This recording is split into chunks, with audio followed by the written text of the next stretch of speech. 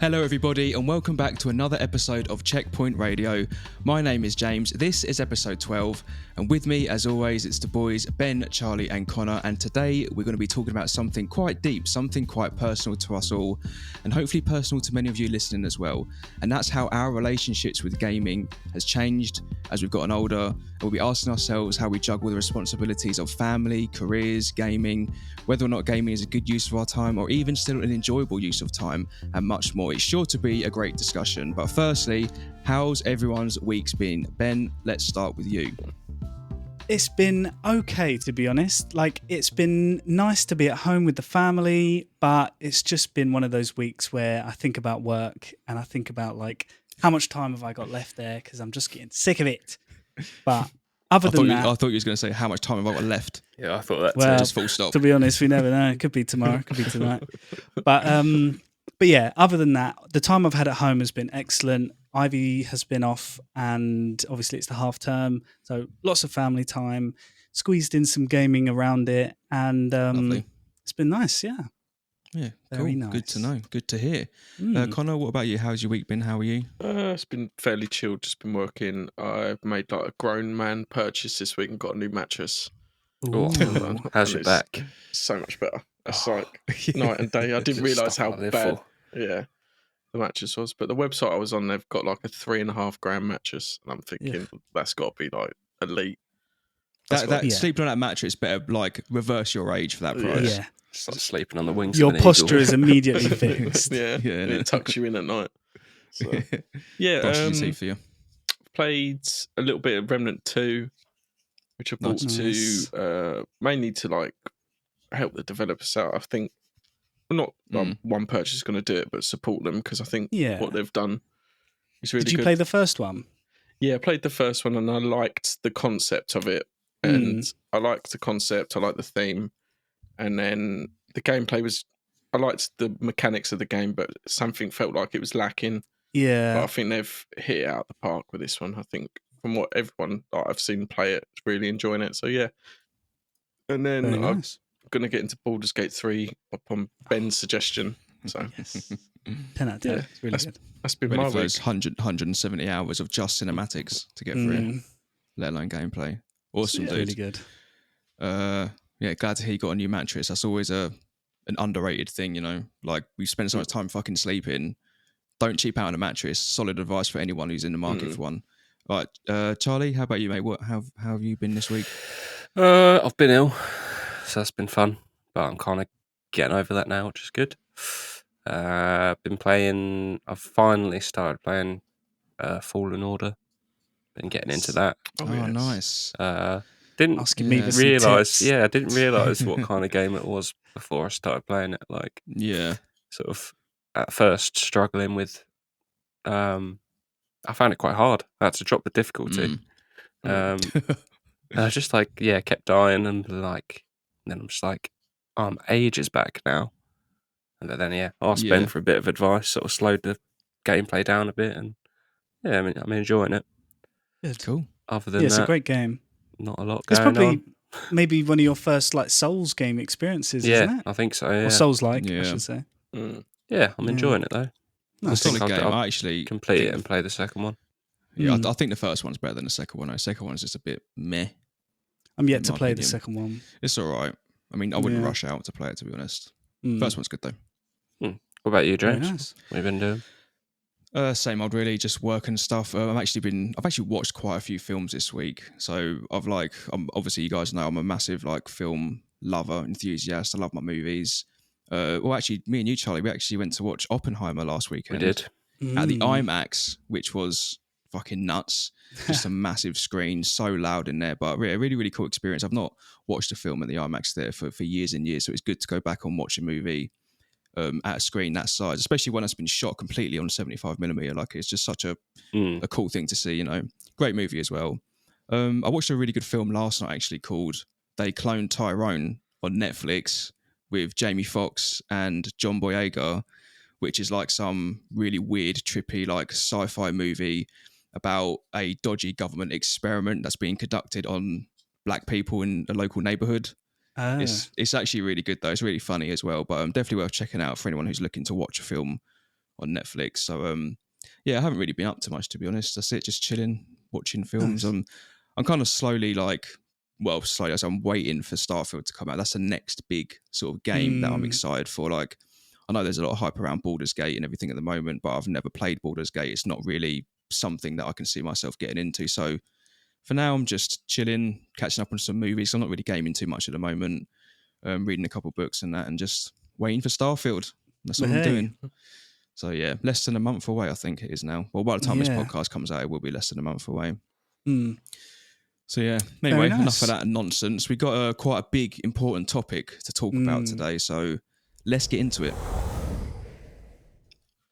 So for this week's topic, we kind of wanted to tap into the reason we started this podcast in the first place, and that's to have deeper, more meaningful conversations about video games, to engage in discussions about game development as an art form, what gaming means to us, perhaps even the lessons we've learned from playing over the years, and even tackling the perceptions and stereotypes around gaming. So this week we're going to talk about something quite personal, and hopefully something quite personal to you guys listening, something you can relate to. And that's gaming and growing older, how we've learned to deal with the fact that now we have all of these responsibilities and other things to worry about, families, careers, bills, mortgages, all of that really fucking fun, depressing stuff. Can we still fit gaming into our hectic, busy, grown-up lifestyles? Is gaming even still worth investing the time and money into? And essentially how our perceptions and views towards video games may have changed as we've grown up. Do we look at gaming differently now we've got new priorities, or is there still a place for gaming in our lives? And do we still get the same fulfillment from it?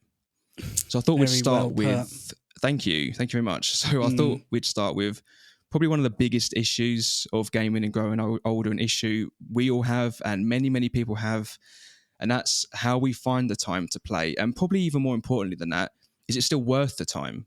Yeah. So who's got an opinion on this? Then let's get started.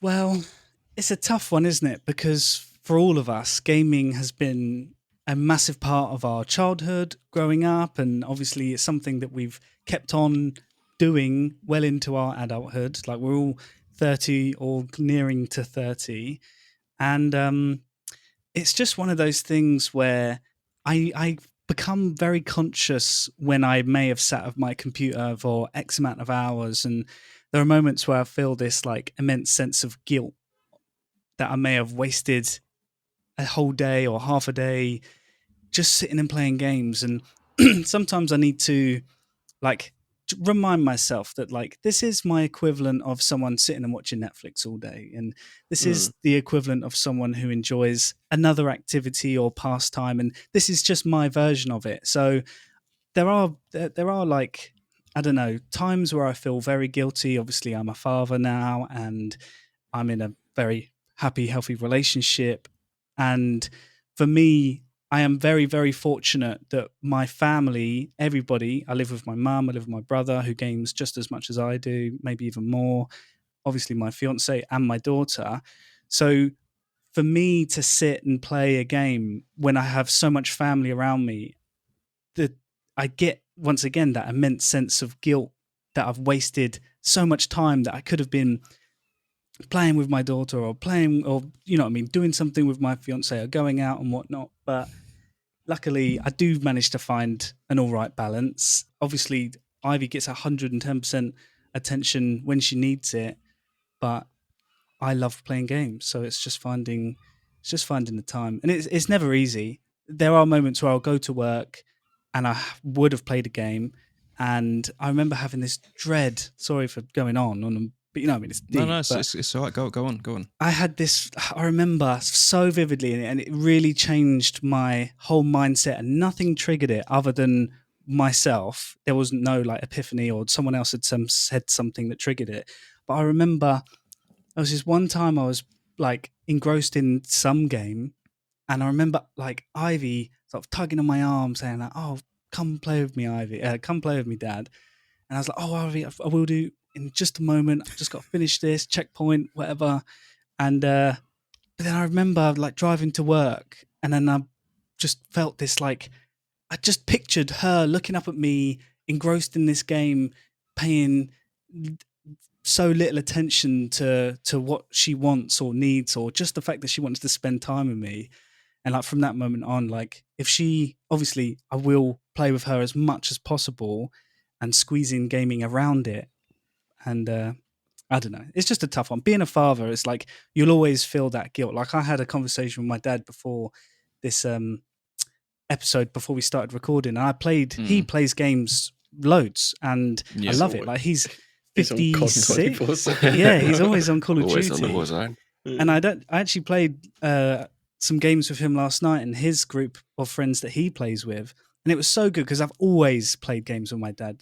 My dad was what got me into gaming. I remember being a child, watching over his shoulder, watching him play Battlefield back in the day, and obviously being hooked and engrossed from that moment onwards. Yeah. But that's something that my family, like my brother, my dad, and myself, we've played games our whole lives together.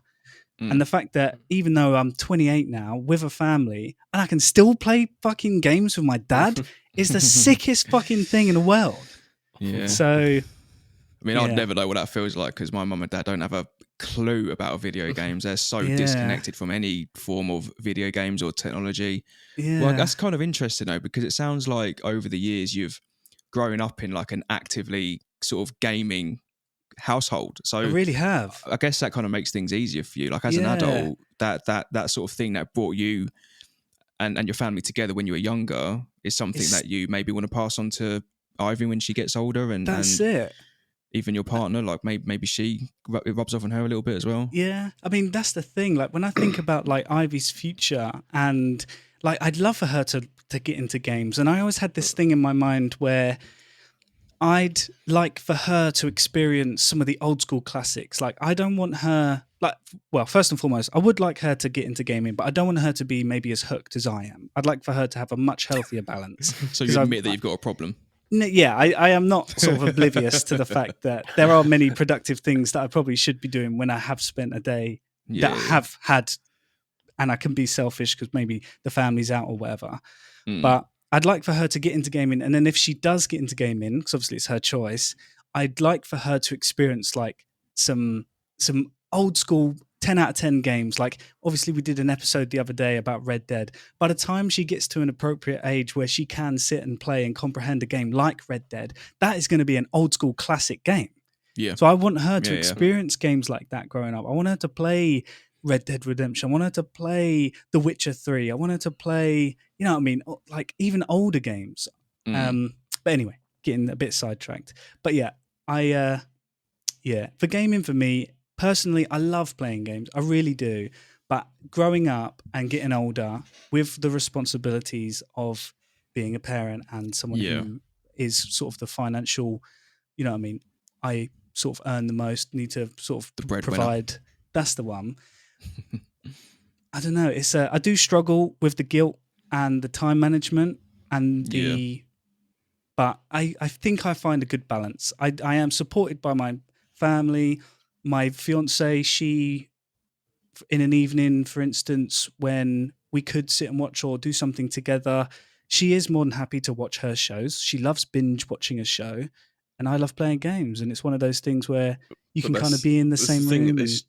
That's her way to decompress, and that's your way to decompress. I think gaming does have this negative connotation where you're just sitting in a room, antisocial, smelling like Doritos and stuff like that. Yeah. But I know as like as we've got older, like Ben like lives up the road from me, but because of our work schedule, we can't always see each other. No, Charlie's further away, and James, you're further away. So gaming as an adult is really just like it would be like going down to the pub and having a pint and like sitting in a corner watching the football or whatever. But it's in the comfort of our own home. Yeah, it's an interesting thing, Connor, because like it probably has kept us together all these years. Yeah, it definitely is video games, because like without this kind of platform we've got to play, and like most of the time it's not even about really the game that we're playing. It's about spending some kind of time together because we all work such busy schedules, and we all work different times and hours of the day.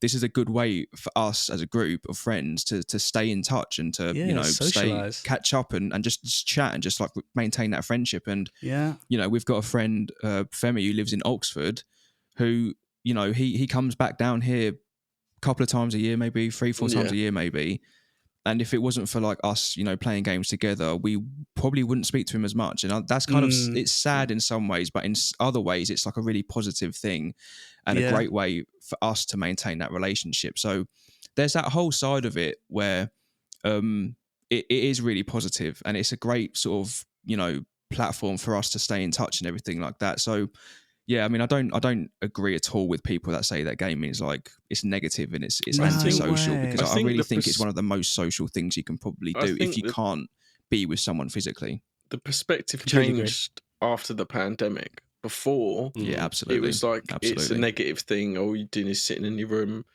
glued to a screen, and then the pandemic hit, and then more people that like Animal Crossing, for example, was massive. Yeah, people that didn't even like play games bought a Switch and bought Animal Crossing, and they were visiting each other's islands.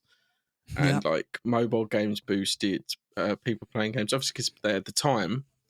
But it was, you've got 24 hours in a day. There's only so much crap on Netflix. Got nothing to do, so people jumped into video games, and that like, definitely opened up a few people's kind of minds to it. I think I think a lot of people didn't realize that. Like I said a second ago, it's not necessarily about playing the game. It's about, being able to socialize as well. So people who then used gaming as a way of staying in touch with other people and even jumping into random lobbies and talking to people who you didn't have the opportunity to do that during the pandemic, obviously, because everything was locked down, everything was closed, you couldn't go anywhere. So then that was a good way of people socializing. I think from that point, like you said, Connor, people just realized that gaming is not just an antisocial sort of waste of time or whatever you want to call it.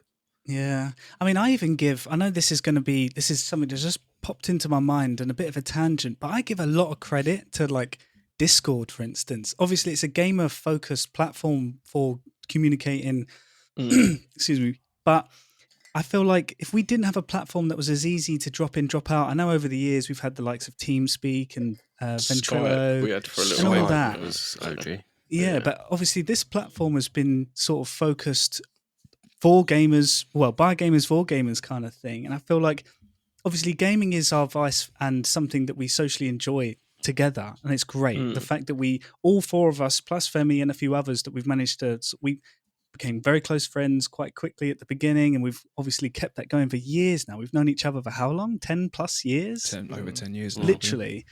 But a platform like Discord, obviously not sponsored, hopefully maybe one day. But yeah, the fact that we can just communicate and yeah, I just love it. I feel like it's such a perfect addition to gaming. It's just it's not a new idea, but it's something that's been perfected. Sorry, a bit of a tangent, but I feel like it is actually, it just makes us tighter, if you know what I mean. It's not. Yeah. So when you think about it like that, then, and you think about the social side of gaming, and you think about time, you wouldn't like if for example we don't get the chance to see each other that often. So this is our replacement for not being able to spend a lot of time together physically. This is our going down to the pub. Yeah, that cannot be a waste of time for me. That's not a waste of time, because this is the next best thing to hanging out with you guys in person. I mean, obviously, schedules permitted, we would love to spend more time with each other, but it just is what it is. We all have different jobs, different lives, and this is just the next best thing for us. And it just so happens that, gaming has brought this together in that way. So, going back to the aspect of, do we find, how can you find the time to game when you've got such a busy lives? Well, maybe that question for us and for other gamers should be reframed as, how do you find the time to spend with your mates that you don't get to see every day? Yeah. When you look at it like that, it's a completely different way of looking at it. And then, and the only others, I mean, I completely agree with everything you've said, but now I start to think about maybe those who are slightly less fortunate than us, who have got a close group of friends who have very similar interests, ours obviously being gaming. Obviously, for people out there who maybe don't have such a tight social group or close friends, or even friends in general who do play games, and they do enjoy playing games so much, for those people, being able to make friendships and foster relationships with strangers who may live anywhere in the world, who obviously they'd never ever get to meet under any other circumstances, probably other than gaming, and making friends with those kinds of people. And I mean, I saw videos online of these like Xbox gamer dudes who played with each other when they were like 14, meeting each other in real life. I saw one And- today, and it was like one of them was terminally ill. No And way. all from like different corners of the world, all flew out to go to his bedside. Like, No way. Yeah. And that's something that gaming can do. Like I know you said it, Connor, but obviously gaming has and did have an even worse stigma about it. But for those who really understand that gaming isn't mindless, it's actually, obviously, if we start thinking about the benefits of gaming, like cognitively, for instance, like your problem solving and your multitasking, your planning, your hand-eye coordination, and so on. I feel like, I don't know, there's an even balance for me with gaming. Like, I absolutely love it. Absolutely. And then when we start thinking about social elements, for instance, when I looked on Google earlier doing research, and it comes up, like, obviously I typed in like pros and cons of playing as an adult, and it's got social as being both a con and a pro. Like a pro, as obviously it helps you be more social and talk to people, and if you have friends who play.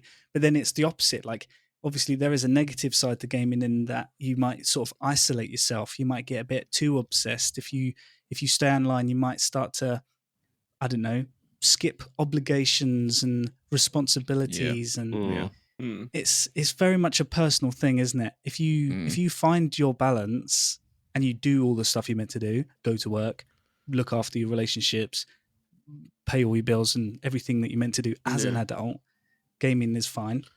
If you get too obsessed and too addicted, then I think you used like the perfect word for it earlier. It can be a vice. Like it's the same with gambling. Like I've gone to a bookies when I was like 18, 19, put like a 50p accumulator on, thought nothing of it, didn't get the itch. Whereas someone might go down there, put a pound bet on a horse, it comes in and all of a sudden they're there every day. Yeah. It's all about balance. Like I might put an accumulator on every now and then, or like drinking. We all go out and have a few drinks, and sometimes it gets worse for wear. But like, we're not down the pub every evening. No. Yeah. Putting a pint down your neck. Because I've be honest, like, I know functioning alcoholics. Like, it's very easy, and we know people that I see people on Discord like 24/7. Like, and they're gaming. Like people we know. And it's like, you know, they probably don't go out. They might not have the best, like, they're not functioning to their best ability in the normal world, if you want to put it that way. Yeah. So it is dangerous, but I think it's all about balance. Like, we've got other responsibilities. Yeah. And that's that because obviously we're not children back in the day who could play games and dinner was cooked and all our clothes were washed and all of the bills were paid. Like, they were the heydays. They were obviously excellent. And we didn't have a clue of everything that enabled us to play games. We didn't have a clue else that was going on. Yeah. Yeah. The bills were paid for the electricity, and the TV was bought for us, and the console and the games were all bought for us. But obviously another pro of being an adult is some disposable income. If I see a game, I might buy it. I want to get an upgrade, I can get it. So no more waiting for birthdays and Christmas to get that game that you're thinking about. And I kind of miss those days a little bit. You need a sugar mama. Yeah. Charlie? Yeah. Thoughts? I echo that sort of feeling of guilt. Like, I do feel like, because as we were saying just then, like, you've got so many more responsibilities as an adult. Like, you come home after a long day of work, you're doing all the adult shit that you got to get done. But then, like, if I feel like I want a game, I get this guilt that I'm not spending time with my partner. And, like, don't get me wrong, she's never complained or, like, brought it up or anything like that. Yeah. But I feel guilty that we could be doing something together, or but also about like other things I could do. Like, I feel like I could be more productive rather than playing games. Like, learn a new skill. Something beneficial or like healthy. Or I mean, but as you say, it is the unwind. It's that vice. It's knowing when like enough's enough, though, isn't it? Like that's what it comes down to. But I mean, what you said just then, Charlie, is something that I think about quite often, and that's whether or not gaming is even. Obviously, I take on board all of the social stuff. Like, I completely accept that it's a great aspect of it, but there are occasions and there are times where I'll play a game and I will feel like I've wasted time playing that game. And I don't know if that's me being too cynical now to enjoy gaming as I'm older, or just the fact that there are very poor quality games are just everywhere at the moment. There aren't any good, well, there aren't many good games, I should say. And I've had a real problem lately with finding new games that actually engage me the way they used to.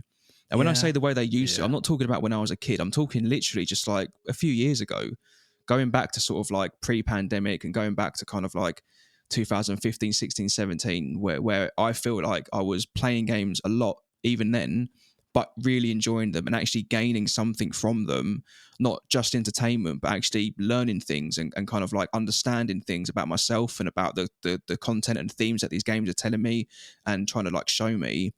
I feel like now it's so difficult for me to find games that can do that to me or do that for me. But like I said, I don't know if that's a combination or maybe one or the other of me being too cynical or just the lack of quality in gaming at the moment. Because the single worst thing I can do when I'm playing a game is spend 10, 15 hours on it if it's like a big open world game or something, and then realize that it's just shit and then feel like I've wasted that time. And that's happened more often than not. No, I totally understand that. There have been I know the exact same feeling of playing a game, finishing it for the day, and then you sit there and you think to yourself like, either that game is absolutely worthless and it's not worth my very valuable time, or am I just getting older and more grumpy? Can I just not enjoy it anymore? No, it's over it. It's the same thing that's happening in Hollywood. Like, these games are now $250 million to make. So if they're making like Assassin's Creed Valhalla, for example, that game has to be over 80 hours to 100 hours. Otherwise, if you can complete it in 15 hours, you can get a refund. So these developers if they're spending $200 million on a game, they're going to want you to play for 80 or 90 hours so you can't get a refund immediately. Yeah. And it's the problem. For me, with the limited time, I find myself, I don't want to play something that's really long or very complex or there's 1,000 different mechanics to learn. I find myself wanting just to play something usually multiplayer so that I can do a couple of matches or games or whatever. Yeah. And then drop out. Get it all out your system. And not be like not feel like wasted around. Time. Yeah. It's a difficult one. I just feel like getting back to the actual games themselves lately, at least my perception of games, like I find a lot of games like really unoriginal at the moment and really uninventive. Like someone mentioned Assassin's Creed a minute ago, and like the worst thing is like is spending time on a game like Assassin's Creed, because like you don't get anything from it. I mean, I spoke briefly about games that I felt like I was playing a few years ago that I was really getting something from. A game that always sticks in my mind, game that, you know, I've told you guys about many times before, What Remains of Edith Finch. That game changed so many things about things that I thought I knew about in my life, which I was completely not wrong, but just not informed on. And it made me think about a lot of things differently. And like, I struggle to find that in games. And it's interesting because this was actually like something that one of our listeners sent in to us a few weeks ago. They asked us a question about not being able to be emotionally engaged with games or moved by games in recent years. Like, I don't know what it is. Like, are we just cynical now that we're adults? Is that the thing? No. Or are they really just a lack of quality games? It's the AAA games. There's a few that are great, don't get me wrong, but the best games coming out now, and it's why you see Vampire Survivors pick up a BAFTA, is in the AA and independent space. That's where it's the same. Like, James, we watch a lot of movies, and I know the other guys do. Like, the best movies, barring if they're like a Christopher Nolan movie or a Denis Villeneuve, I can't pronounce his second name, but like the auteurs, like Scorsese, Nolan, stuff like that, unless it's them, you do get 15 Fast and Furious movies, you get 1 billion MCU movies because they make money. Whereas if you go and look at the independent movies or the lower budget movies, Yeah, like it's just getting made to go. Films. It's going straight to streaming. Yeah. You know, but you will get someone like you get like Banshees of Inisherin, stuff like that. Smaller budget movies that actually make you feel something. Yeah. It's the same in the gaming space. You've got these big AAA, quadruple A titles, as they're claiming they are now, and then you've got something. Vampire Survivors, What Remains of Edith Finch, these smaller games, Disco Elysium, like not a massive budget. The writing in that game is incredible. Yeah, it's like Bukowski-esque. It's like what you said earlier. It's that whole corporate sort of. They, like you said with Assassin's Creed, they're aiming for quantity, not quality. If they want the consumer to play for 80+ hours so they don't get returns, that's such a corporate decision. These smaller devs are looking to make their mark with smaller, high quality games, and it's definitely something that's more frequent now. Is these smaller devs have really got something to prove, thus come out with something incredible. Baldur's Gate 3, for example. Yeah, I know you put plenty of it. It's an independent studio. They're huge, but they're independent. Yeah, but this week it's come out that like Microsoft were like swirling around, and they said, "Yeah, we're flattered, but we're not interested." Yeah, like we do what we do, and it's great. Know. If they're a little less successful, like the team that makes Supergiant. Is it Supergiant? The guys that make Hades. I think there was like 12 or 13 of them. If they're making a game to the size of Baldur's Gate 3, they might need Microsoft's money. But Larian have obviously got into the position where we're comfortable, we're going to take our time, put it into early access, and they've made a game that I've not heard one bad thing about it.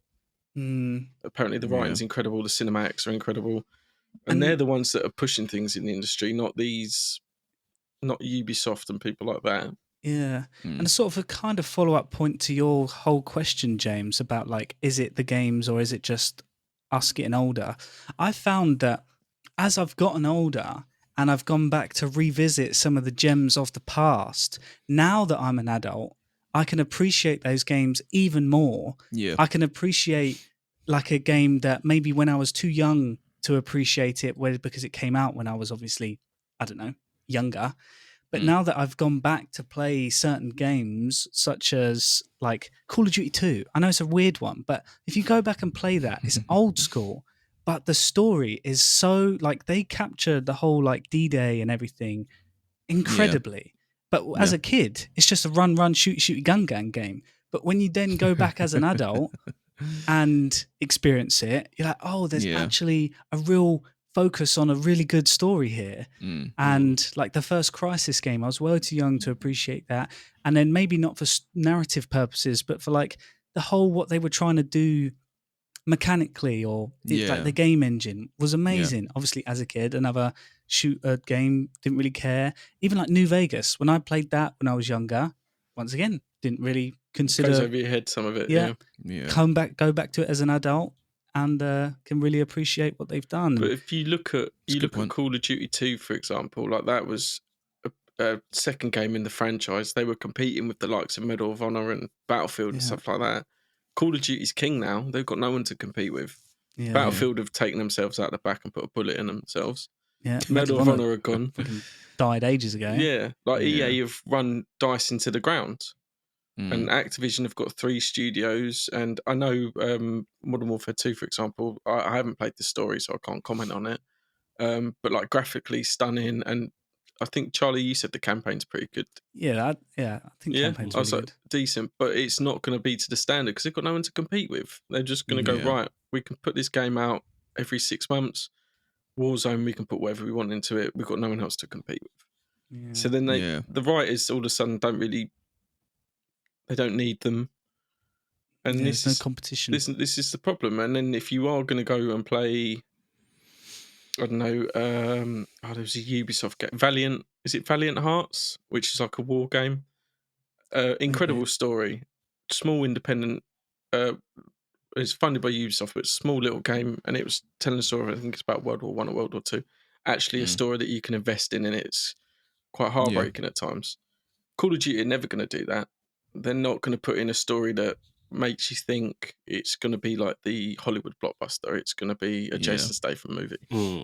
Yeah, but Call of Duty, sorry, Call of Duty is just a prime example of how the games industry has finally like slid into that kind of road of just hyper consumerism. Like everything's got to be now and it's got to be instant. You know, Netflix, for example, and streaming, it's all about delivering the most content to the consumer more than anyone else, regardless of its quality or not. And you know, I talk about whether or not it's my cynicism that's put me off of gaming in some aspects lately, or whether or not it's just the quality of games. But I definitely feel like it's a mix of the two, because when I look at a game like Call of Duty or I look at a game like FIFA, and you know, I kind of think, well, what is the goal here of the developers and the publishers? The developers, it might be to make a great game, but the publishers, definitely just to make money. It's definitely just to make money, and that is fully reflected in these games. And maybe there's an element that, you know, developers or publishers will refrain away from telling like a rich, in-depth story that's got to pay off at the end, but you have to earn it, versus FIFA or Call of Duty, which is all about packs and skins and weapons and battle passes and season passes. You know, there's definitely that kind of thing that thing there where I feel like a lot of publishers just don't want to risk that, making a game that's not going to have that financial impact through chasing, as opposed to sort of chasing like an art house game or something that's got a message to kind of say, or something that's got something to show us or tell us.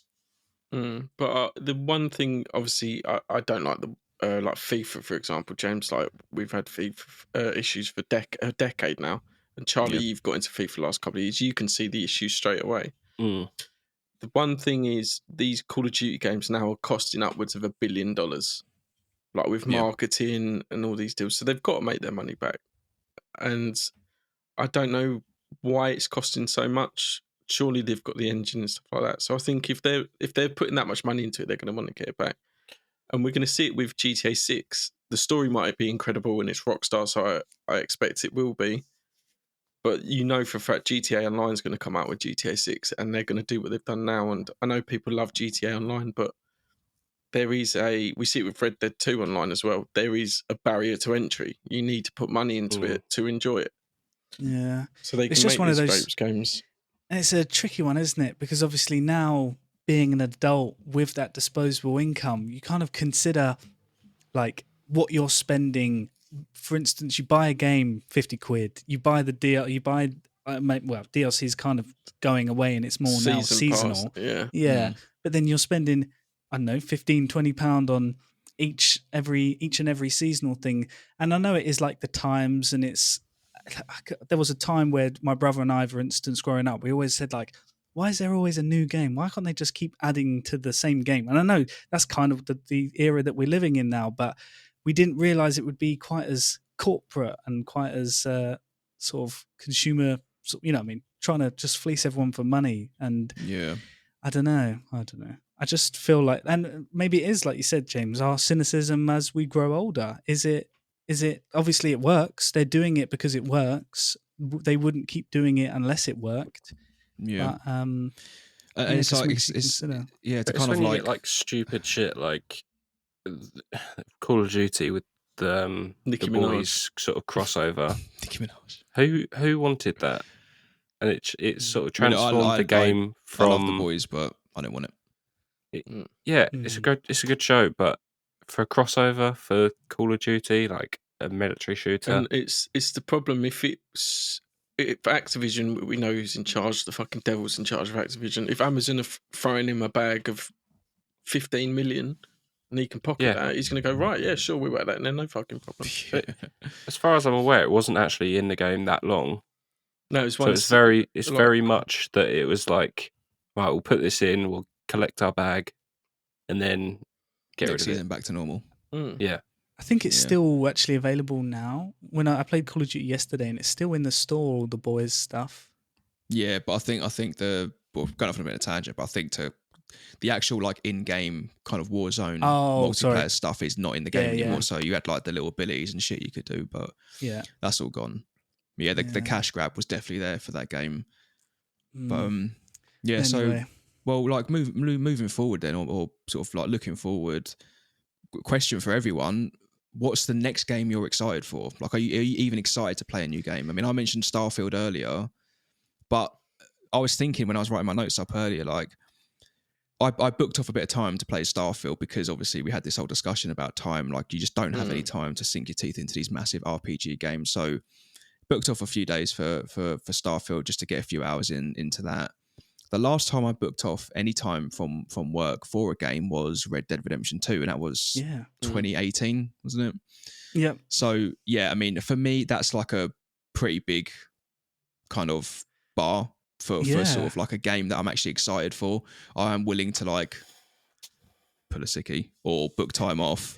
So, I mean, there aren't many games that can do that to me at the moment. And I don't know if like, yeah, maybe that's my sort of deep subconscious way of me telling myself that every game is shit apart from this one that you want to book time off. That's going to be worth your time. Well, that's it. Like, if you compare like that question, which I will answer in a moment, but like that whole question of like being excited for an upcoming game. Do you remember how many times as a kid you'd be fucking shaking with excitement with an upcoming game?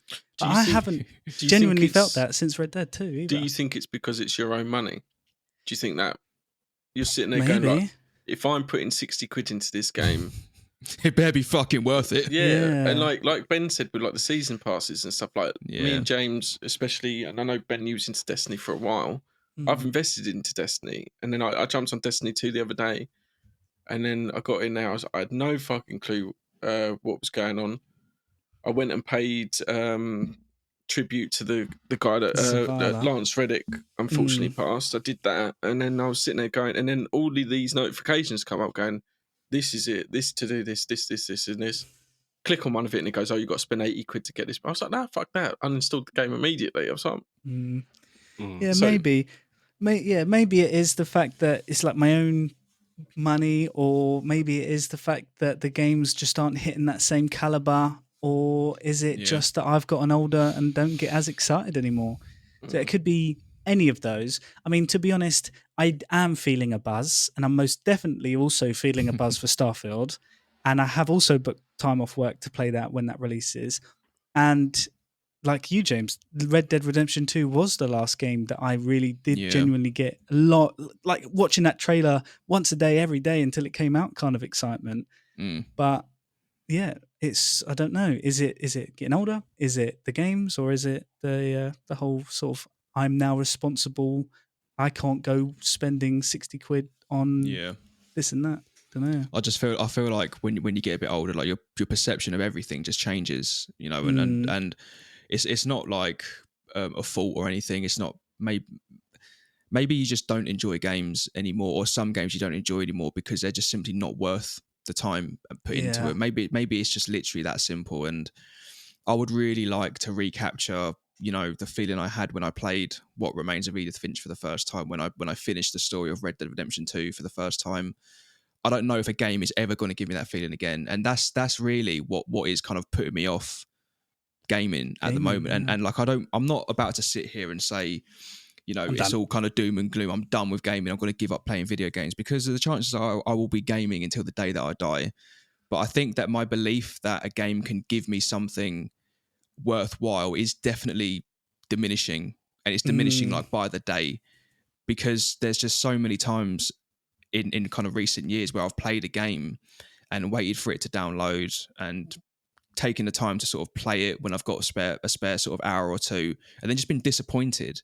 And the writing is terrible. The characters are useless. Like, the mechanics are just like, it's just a copy and paste job from other games. And that kind of repeated sort of like, this game doesn't meet your expectations, neither does this game, it really puts me off. And I think I have this feeling of like wasting time when I'm playing games, because I'm trying so hard to recapture something of like the magic of playing some of my favorite games for the first time. But it's just impossible at the moment, because there is no game that has done that for me for a good number of years. When did Red Dead come out now? It'd be 5 years this year, 5 years in October. And not one single game in that time that I've played, new or gone back to sort of like recent games that I've missed, has made me feel anything close to what Remains of Edith Finch made me feel, or Red Dead Redemption 2 made me feel. And I've played all of like the PlayStation exclusives that are apparently so fucking good. They're not. I mean, there's a magical... The games just don't do it for me. Yeah, it was a magical way that you put it, where you were like trying to obviously get that feeling. It's almost like, I know, I don't mean it to sound like it, but it's almost like, when they say if you take heroin, apparently the reason you get hooked is because obviously the first hit is always the best. And it's almost like they're trying to get that feeling back. It's why they get hooked. Yeah, chasing that high. Yeah. And obviously we are trying to chase that high with gaming. Yeah. We're trying to feel those emotions that we felt playing those certain games in our youth or as we've grown up. But then I also feel like a point that sprung to my mind where, as I can only imagine, I don't know any younger people who play games. Obviously, there's millions of kids out there who are playing games now. And obviously, if we play a game that our expectations have not been met, for us, it's like a massive hit. It's something that we've been excited to do. But I've had this imagined that in this era and in this day and age of younger kids playing games, they're just going to bounce straight off it. They don't care. They're going to jump back on Fortnite. They're going to jump back on Roblox or whatever they're playing, Minecraft. Like, they maybe don't even care that a game's shit. Do you know what I mean? Because they'll be like, cool, I'm back to Fortnite. Don't care. Also helps that like, I think everything's gone so ADHD now. Like, there's a million games out every week, it feels like. And kids growing up now have got Game Pass, or they've got PS Plus Extra. They can download as many games as they want and just delete them immediately. Whereas, they don't. Whereas when we was a kid and you got that one game for Christmas or those 2 games for Christmas, they're the only games you're going to get for the next 8 to 10 months. Yeah. So you do have time and investment.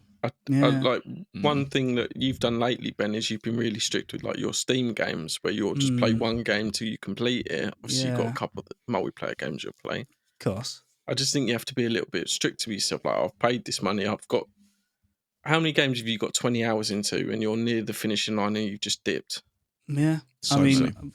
Horizon Zero Dawn was a perfect example for that for me. Nothing wrong with the game as per se, but it was just a great example of one of those games where you put so much time in, you don't even see the conclusion. Not sure why, to be honest. The game's actually all right, the first one. But anyway. But yeah, I just feel like as we've gotten older, we've become maybe more conscious of our time and our decisions. And then, I don't know, when you, like, for instance, when you were talking about expectations, James, obviously Cyberpunk is quick to come to mind. And I think we were all quite, Battlefield, and great example. And it hits us heavier because we've spent our own money on that. We're spending our own valuable time on that. Put aside the time for it. Yeah. And then it's just a massive disappointment. Yeah. Yeah. You're so right, though, Ben. Like, when you're younger, you can literally just bounce to the next thing. And that's what I imagine the kids doing today. Kids today, they can just bounce to the next game. Like, it's not going to be a problem for them because when you're a certain age, when you're a certain age, you feel like you've got all the fucking time available to you. In the universe, but obviously, not to sound like an old man, when you get to a certain age, you realise that's not the case. So you have to just try and like prioritize what's worth your time and what's not worth your time when it comes to gaming. And I think for me, that's one of the reasons why I've kind of like, because I have like thought, is it still worth it? Is it still worth playing these games? You know, like I spend so much time playing like FIFA because I'm a big football fan. And I spend so much time playing Call of Duty because the games are just short enough that I can get something out of them. And, you know, I can just, there's a definitive start and stop time to those matches. Yeah. Not like an open world game where you just don't know when it's going to end. But, you know, because of the lack of quality or the lack of kind of fulfillment I get from these games now, I'm sort of turning off of playing or starting anything and kind of going back to the things I know are guaranteed to give me something, watching a good film, watching some of my favorite movies that I watched when I was growing up, reading a good book, like things that I actually think will enrich my soul. Because for all of the shit that gaming gets, I've definitely had that from video games before. I've definitely felt like my mind and my soul have been enriched from the content and the themes that I've consumed playing a game.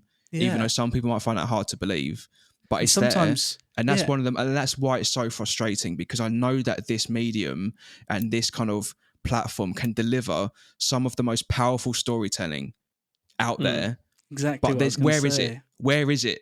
I can't find it at the moment, and that's the problem I've got as an adult now with gaming, is that I can't find the games that I want to play that are going to make me think, wow, that was so worth it. That was so worth the time. Yeah. I have completely flipped 180 on what I thought that thing was about. Versus if I start this game and it's shit and I've wasted 10 hours, I'm going to be hella fucking mad with myself. Like there's just like you just can't. There's not a sure bet anymore. You know. Yeah, I mean, and you've almost made me question, like, is it my fault that I'm feeling this way? Yeah, this is the thing. Is it my fault? The games that we've had, or is it the game's fault? Exactly. Yeah. And it's a conundrum of growing up. And well, one question I'd like to ask you guys. I don't know if you have an answer for this, but if you are in our situation, those of you that are listening, I'm going to kind of try and speak for you now. Maybe you're looking for some advice. Ben, Connor, Charlie, what advice would you give to people who are short on time but love games and they want to try and make it work? What's the best thing to do? If you want to play these big open world games or you want to play the smaller games, like how do you find the time to make that worthwhile? It's a great question with a difficult answer. I'd stay away from the open world games. Nothing like, so obviously this isn't going to take too long. I've gone on a quest recently to go back and complete the games that I've missed or have bought and not played over the years. The ones I've enjoyed the most every single time are the linear story games, the ones where it's a start, middle, end, where it's your typical Gears of War, or it's like it's just a story game. It's a great story. I'd say if you're short on time, get your teeth into something that's been credited as being an amazing story that has very minimal open world elements. There is a time and a place for a good open world game, but if you're short on time especially, get your teeth stuck into something great, not long. Do you know what I mean? It depends what you're looking for. If you're looking for like a good narrative, something similar to like a book, for example, go and play like a CRPG. Go and get yourself Disco Elysium, maybe a Pillars of Eternity, something like that. If you're just looking for something to jump in and jump out, Hades. Hades is great. If you just want, if you want that multiplayer thing, something like Apex, even Warzone, like something you can just drop in and drop out. Yeah. Or even something a bit more. Sorry, Connor, I was going to add. No. Even something a bit more like a Animal Crossing or a Stardew Valley, something you can consistently jump in and add to and build upon. Something that you feel like you're making progress. Make a bit of progress each time. Yeah. It's funny enough, like in my notes I was talking about like nothing's really grabbed my attention since Red Dead. Like Diablo grabbed my attention for like 2 weeks. But I played a game called Traveller's Rest over Christmas. I was hooked for like a month. And all it is you own a tavern. But it is that thing. It's like, I've unlocked this, I've unlocked that, making a little bit of progress. I'd look at the AA and sort of indie game market. Vampire Survivors is great to jump in and jump out. You can get it on your phone now as well. Dave the Diver, Dwarf Fortress is getting rave reviews. Yeah. Bigger isn't always better, is it? Look outside of your comfort zone. Like, this is one thing as I've grown Steam up. charts as well and Steam reviews. Steam charts. Like if you you know, if the word from gamers and people that have actually invested the time into a game is this game is good and worth it, then 9 times out of 10 it's going to be good and worth it if it's a game that's got great reviews. Yeah. So, you know, my advice would be don't be afraid to kind of like look at the top 10 rated games on Metacritic, for example, just to see like what it's basically just a shortcut to suggestions of what games could be worth your time. I know it's obviously not going to be like a rule of thumb for everyone, but yeah, and something that's completely against what I've just said is just go at your own pace and don't get overwhelmed by the larger games. If you want to play Tears of the Kingdom, for example, just take it a step at a time. Even don't if it's be like me half an and be fucking impatient and cynical and hate everything and just uninstall it after 5 minutes. This is the thing that's like I brought up Ben earlier. I need to be more strict with my library. I need to uninstall the shit I'm not going to play. Yeah. Keep the game, like Disco Elysium I jumped into recently. I want to complete that game because I love that game. I played it for like 3 or 4 days straight and then I've just dipped for a week. And it's just like, why? I was loving it. And I have this issue with books as well. Like I'll read a few chapters of a book, really like it, put it down and won't go back to it. It's like, why? Yeah. So nothing quite scratches that itch. Yeah, Game Pass, PS Plus Extra, Epic give 2 or 3 games or 3 games away a week. Yeah. Jump on experiment. Those. Yeah, try different games. Yeah, like if you've never played a strategy game before, you might find it really, especially a strategy game where you can leave and come back, like a more of a passive, like an Anno or a you know, I mean, like a city builder where you can sort of build, come back. Yeah. And I think it depends what you want from it as well. If you're just looking for some kind of release from the struggles of everyday life, like House Flipper, something like that. House Flipper, or like that Power Wash Simulator, just something that's like mindless enough to. Microsoft Flight Simulator might stimulate you. Go and look at a bit of the world. You know, yeah. Look at if your comfort zone. I think that's the advice I'd give. Yeah. But number one, get your shit done first. Yeah. Make sure your life's right before you start. Negate that guilt. Yeah. By being productive first. Reward yourself with gaming. That's a good piece of advice, actually. Maybe try and accomplish 1 or 2 things during the day before you sit down and waste the rest of it playing games. Great. Yeah, really, really, yeah. Or if you really love yourself, play pro clubs with your mates. Watch your blood pressure go through the roof. It's a great way to vent anger. I'll say that. Yeah. Vent or create. Got a part of broken controllers in the corner. Graveyard. Yeah. Well, that was a good little discussion, wasn't it, lads, about the trials and tribulations of growing up and trying a game and how depressing it all is and how unfulfilled we all are, how much we hate our jobs and our lives. Yeah, but anyway, etc. Good chat. I enjoyed that. I hope you guys listening enjoyed that too. Maybe you found something in what we said and you can relate to it. And if you want to carry on the discussion, then feel free to check out the links in the description of this episode. You can join our Discord, chat to us there. We're very responsive and very welcoming to new members. So get involved, and we can continue to grow out this community. Well, just to wrap up the episode, we've actually had a question sent in this week from a Andrew Greenwood. Thank you, Andrew, for getting in touch. They have asked us, what game world would you live in? But the twist is you aren't the main character. So we get a choice in this, do we? We have to choose which world to live in. It's not like the last game you played, you're an NPC. No. Yeah. So I know Andrew Greenwood, and it was a great question when he asked me. And it made me think, especially with the twist, because obviously you're not the main character. So it changes the dynamic massively. Like, for instance, if you were to pick The Witcher, you are just some struggling fucking peasant. Yeah.